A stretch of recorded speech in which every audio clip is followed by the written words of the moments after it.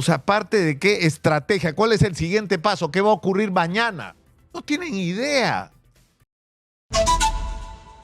Las noticias no las inventamos los periodistas. Lamentablemente es lo que ocurre.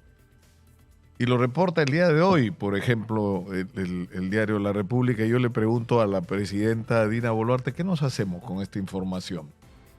¿Nos la callamos? Exitosa. ¿O contamos lo que está ocurriendo?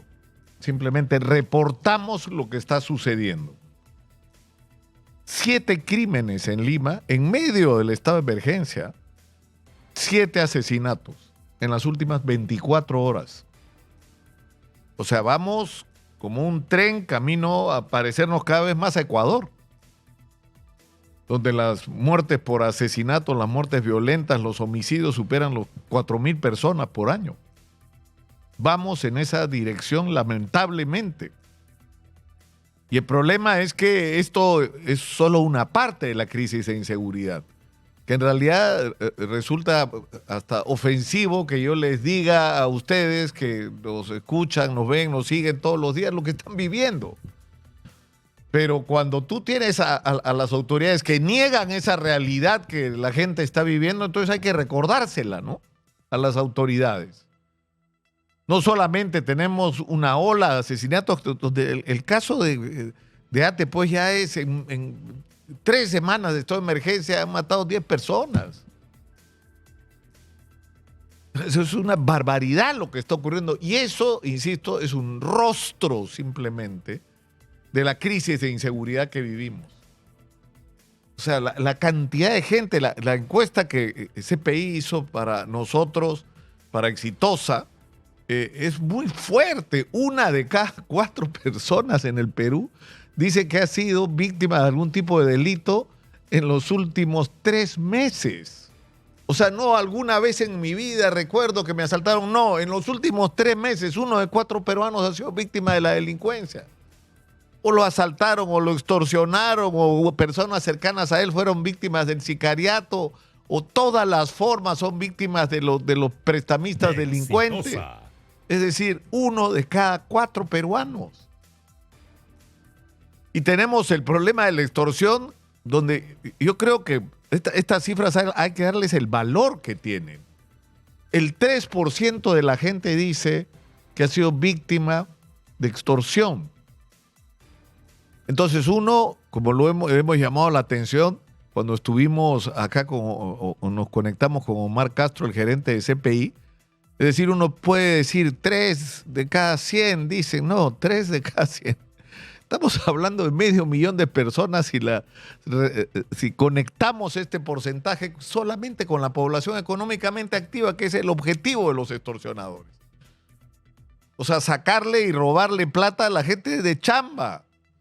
Porque no están extorsionando a los ricos solamente, que tienen sus barreras de protección, tienen sus compañías de seguridad. Salen a la calle con guardaespaldas. O sea, el centro del ataque de los extorsionadores es la gente de abajo, son los emprendedores, son los micro y pequeños empresarios. Ahí está concentrado y por eso la cifra es gigantesca. Gigantesca, o sea, mercados enteros, empresas de transportes enteras, es decir, galerías comerciales enteras, barrios enteros donde hay múltiples negocios están siendo sometidos a la extorsión en este momento. Y el problema, y hay que decírselo así como para, no sé, como para gente de poco entendimiento, no está teniendo respuesta, no está funcionando nada de lo que están haciendo. Los estados de emergencia no sirven. Y hoy día en San Juan del Urigancho sueltan al ejército a la calle para que se vea que está el ejército, pero ¿parte de qué plan, señora Boluarte? Exitosa. O sea, ¿parte de qué estrategia? ¿Cuál es el siguiente paso? ¿Qué va a ocurrir mañana? No tienen idea. Y no tienen idea porque además, y lamentablemente, fíjense ustedes, lo que es la agenda de los políticos, porque no es solamente que viven en otra realidad económica. Hoy día hemos escuchado a la señora Fortunata, presidenta de las Ollas Comunes de Lima, hablando con Manuel Rosa y contando la realidad que se está viviendo en las Ollas Comunes, donde encima les están bajando el presupuesto para el próximo año. a un sol y pico por ración, a ver quién come con un sol y pico. O sea, no es solo que hay dos realidades, la realidad de la economía que se supone que según el gobierno están viviendo la inmensa mayoría de peruanos y la cruda realidad de los peruanos de a pie, donde hay para empezar 1 millón de gente lateando en este momento que se levanta cada mañana a ver cómo hace para que su familia coma porque es desempleada. 1 millón de personas buscando chamba en este momento desesperadamente. Y el problema es que hay muchísima gente empleada, entre comillas, pero de una manera absolutamente precaria, ganando miserias que no alcanzan para vivir. Entonces, están desconectados de la realidad. ¿Pero por qué están desconectados de la realidad? Porque ellos tienen su propia realidad. Ellos están ocupados en cómo ocupan la Junta Nacional de Justicia para controlar a partir de eso el nombramiento de jueces y fiscales, porque de esa manera los jueces y fiscales van a resolver para protegerlos a ellos, ¿no? De sus ladroneras y de sus corrupciones. O sea, en eso están pensando. Están pensando en relación a la policía, en la ley que proponen los niños de Acción Popular. ¿Por qué? Porque están siendo investigados, pues. Por eso proponen la ley para crear, según ellos, todo pomposo el nombre, ¿no? Para dar de retiro de manera excepcional. No somos idiotas, pónganle nombre y apellido. Es la ley Harvey Colchado. Lo que quieren es votar a Colchado. Por lo menos tengan el coraje, el valor de llamar a las cosas por su nombre. Quieren votar a Harvey Colchado porque la presidenta está desesperada. ¿Por qué? Porque le ha echado la culpa al señor, que es un detective, por hacer su trabajo, la haber investigado a ella, haber investigado a su hermano, haber allanado su casa, y se olvida que ella se negó a entregar información de una investigación que era absolutamente procedente. Entonces la fiscalía dice, allánese y hágase todo lo necesario, incluyendo el deserraje, para obtener la información que la señora se niega a entregar, y el juez dice, sí, tiene usted razón, proceda, y el fiscal con esa autorización coordina con la policía para un allanamiento, pero la señora no se lo va a perdonar nunca. Entonces, el problema es que esa es la agenda. ¿Cómo hacen para controlar el Jurado Nacional de Elecciones para ver si se perpetúan, ¿no es cierto?, en el Congreso? O sea, están soñando. A mí me encantaría, hay una sola razón por lo que a mí me encantaría que las elecciones fueran el próximo domingo, para ver cómo quedan todos estos, a ver dónde están, a ver si aparecen siquiera en los resultados electorales. Van a ser todos ustedes los que están ahí en el Congreso, otros, ahí van a aparecer. Porque se lo han ganado, pero a punche, ¿no? A punche, pero igual ellos sueñan que controlan el Jurado Nacional de Elecciones, entonces van a controlar el resultado electoral, como si pudieran controlar la capacidad de decisión de los ciudadanos que en el Perú han demostrado que incluso el electorado equivocándose, a veces se equivocó por llevarle la contra, ¿no?, a quienes pretenden manipular su decisión, como creo que ocurrió el año 2021, lamentablemente. O sea, pretenden controlar todas las instituciones. Entonces, esa es su agenda. Exitosa. Como están ocupados en eso, es decir, en protegerse de las investigaciones por corrupción, por malos manejos y por todas sus tropelías, no tienen pues cabeza. Como la preocupación principal del ministro del Interior es cómo hace para sacarse de encima con la presidenta que le habla así, ¿no?, para que se deshaga de una vez el Colchado y su gente. Entonces, así no se puede, no es eso lo que necesitamos. O sea, no necesitamos que la manera en que se aborde la situación de la policía es a ver cómo controlan políticamente a la policía. Porque incluso terminan ensuciándolo todo. Hay una discusión que es absolutamente legítima. ¿Quién debe dirigir la investigación y en qué niveles y cómo debe ser la investigación preliminar y qué es mejor que sea la policía o el fiscal? En realidad esta discusión debería ser una discusión inteligente, serena, razonable, en función de la experiencia, para a partir de ello sacar conclusiones de cómo hacer mejor las cosas, policías y fiscales juntos. Pero cuando la gente del gobierno y del Congreso quiere meter que la policía controle la investigación, lo que les interesa no es si está bien o si está mal, sino que pretenden que si controla la policía, ellos pueden controlar políticamente a la policía. Y si el policía no hace las cosas como a ellos les gusta, entonces lo votan, como a Harvey Colchado. O sea, lo ensucian todo. Incluso una discusión que debería estar llevándose con razonabilidad en este momento entre la policía y el Ministerio Público. De manera cordial, compartiendo la preocupación de cómo actuar mejor juntos contra la delincuencia. Pero mientras esto ocurre, la situación va peor. 7 muertos en 24 horas en el exitoso avance de la lucha contra la delincuencia del señor Santibáñez y el primer ministro y la presidenta de la República. Y el problema es que el descontento es generalizado, la gente está muy molesta, la gente quiere cambios y hay no solamente una dispersión, lo cual es muy negativo, protestas desordenadas, paros que se convocan por un lado, por el otro, marchas que no se quieren mezclar con lo que dicen vacancia y una agenda. ¿Cuál es la agenda de la protesta? ¿Qué es lo que la protesta pretende lograr? O sea, se puso como objetivo central la derogatoria de la ley que había modificado las reglas de juego sobre el crimen organizado. ¿Pero alguien cree sinceramente que de eso se trata? Es decir, es cierto, eso tiene que ser derogado. Está claro, pero no hay que soñar con que cambiando esa ley van a cambiar las cosas.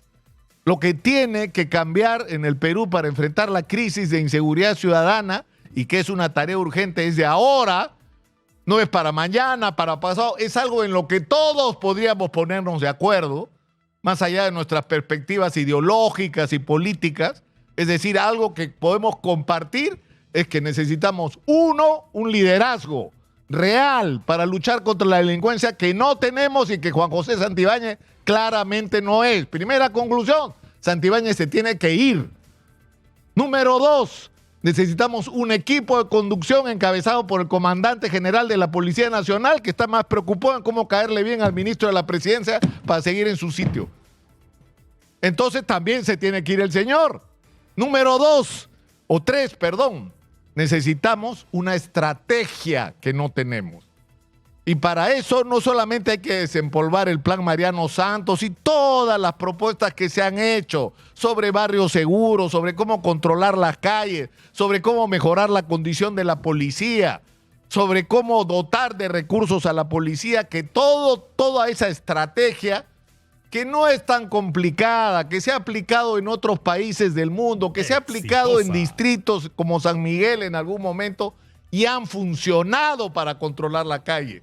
O el potenciar y respaldar, porque eso me sorprende. La gente dice, necesitamos la mano bruta, la mano dura de Montesinos y Fujimori. Si alguna virtud tuvieron en relación al tema de la lucha contra el terrorismo, que le dieron recursos a la inteligencia. Esa fue la principal virtud. Le dieron recursos a la DIRCOTE, a los grupos Delta y en particular al GEIN.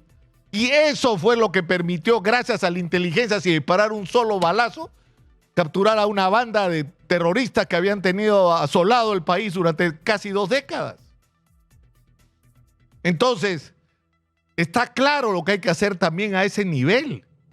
El problema es que una cosa va con otra. No tenemos el liderazgo, o sea, la gente que inspire confianza ante los ciudadanos con respecto a la conducción de la lucha contra la delincuencia, y que tampoco tiene el liderazgo para articular al Ministerio Público. Están peleados con el Ministerio Público. El Poder Judicial están peleados con el Poder Judicial. Es decir, con los alcaldes ni se entienden, con los gobernadores menos. Es decir, así no podemos avanzar. Necesitamos, por eso, liderazgo y estrategia que no tenemos, pero que existen. Entonces comencemos por ahí. Hay gente que está diciendo, no, hay que vacar a Dina.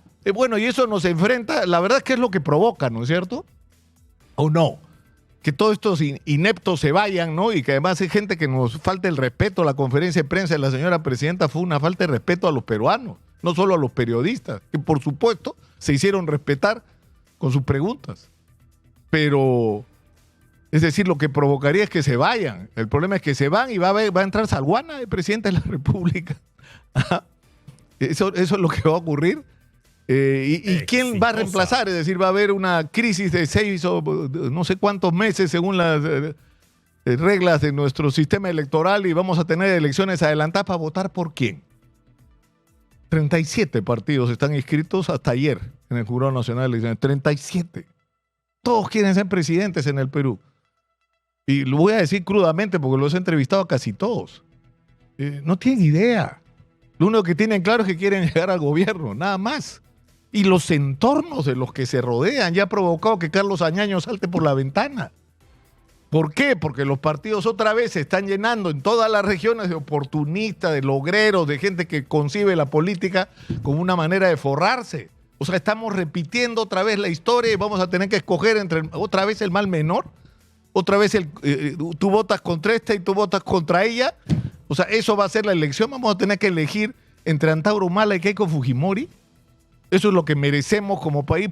No me parece, sinceramente. Y no estamos discutiendo el gran proyecto nacional que debería, es decir, ordenarlo todo.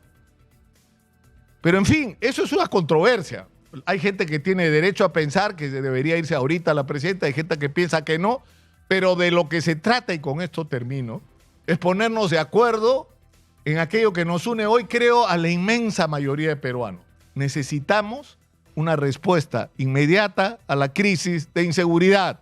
Esa respuesta inmediata a la crisis de inseguridad es sacar a los ineptos que han fracasado, encabezados por el señor Juan José Santibáñez.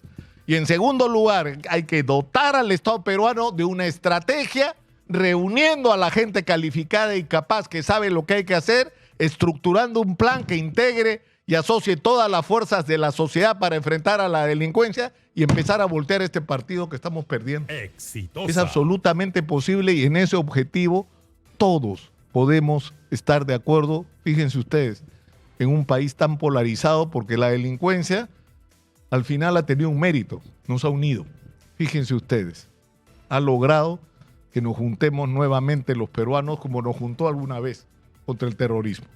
Soy Nicolás Lucar, esto es Hablemos Claro, estamos en Exitosa, la voz que integra al Perú.